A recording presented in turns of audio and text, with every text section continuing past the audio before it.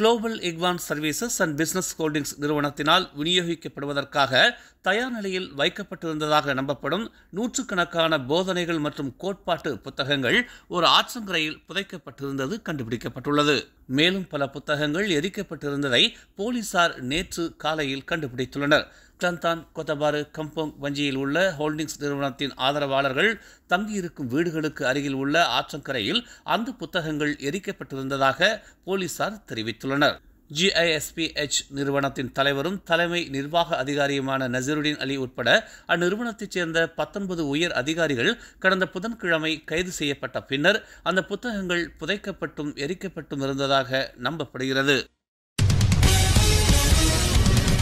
வெள்ளத்தினால் மிகவும் மோசமாக பாதிக்கப்பட்டுள்ள கெடாவுக்கு மத்திய அரசாங்கம் 1,30,00,000 வெள்ளியை வழங்கும் என்று பிரதமர் டத்தஸ்ரீ அன்வார் இப்ராஹிம் அறிவித்துள்ளார். வெள்ளத்தினால் சேதமுற்றிருக்கும் அடிப்படை வசதிகளை சரி செய்வதற்காகவும் இந்நிதி செலவிடப்படும் என்று அவர் கூறினார். தற்காலிக வெள்ள நிவாரண மையங்களுக்கு மாற்றப்பட்டிருக்கும் பாதிக்கப்பட்டுள்ள மக்களுக்கு நிதி உதவி செய்வதும் அதில் அடங்கும் என்று அவர் தெரிவித்தார். தேசிய உயர்கல்வி நிதிக் கழகத்தில் மொத்தம் 4,30,000 கடன் பெற்றவர்களால் 6 பில்லியன் அளவுக்கு மாணவர் கடன்கள் செலுத்தப்படாமல் உள்ளது என்று உயர்கல்வித்துறை அமைச்சர் ஜம்ரி அப்துல் காதிர் தெரிவித்துள்ளார்.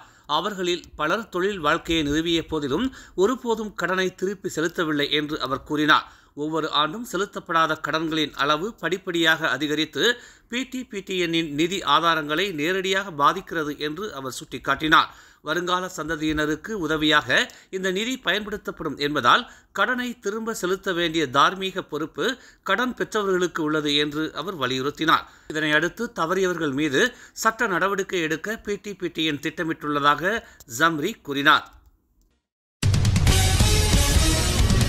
குளோபல் எக்வான்ஸ் சர்வீசஸ் அண்ட் பிசினஸ் ஹோல்டிங்ஸில் பாதிக்கப்பட்டதாக நம்பப்படும் 102 ஆண்கள் மற்றும் 84 பெண்களை போலீசார் மீட்டுள்ளனர். மேலும் 155 பேரை தீபகற்ப மலேசியா முழுவதும் மேற்கொண்ட சோதனையில் கைது செய்துள்ளனர். முன்னதாக GISPH உறுப்பினர்களின் வீடுகள் மற்றும் மலாக்காவில் உள்ள வணிக வளாகங்களில் நடத்தப்பட்ட சோதனையில் மொத்தம் 34 குழந்தைகள் மீட்கப்பட்டனர் மற்றும் 17 பெரியவர்கள் கைது செய்யப்பட்டனர்.